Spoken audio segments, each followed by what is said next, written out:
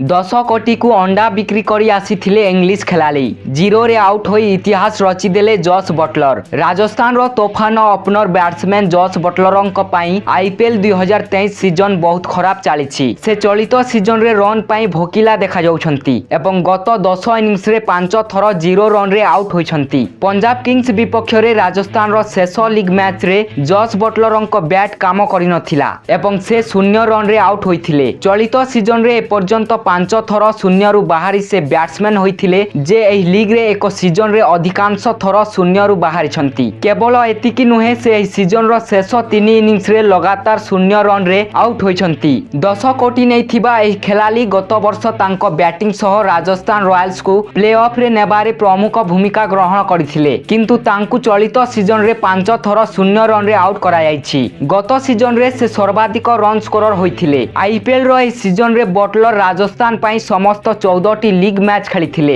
एवं 4 टी अर्धशतकीय सहायता रे एही मैच रो 14 टी इनिंग्स रे 392 रन स्कोर करथिले। से एही सीजन रे एही मैच रे 28 एवरेज रे रन करी निज बैट सहित 42 चौका और 14 टी छक्का मारिथिले।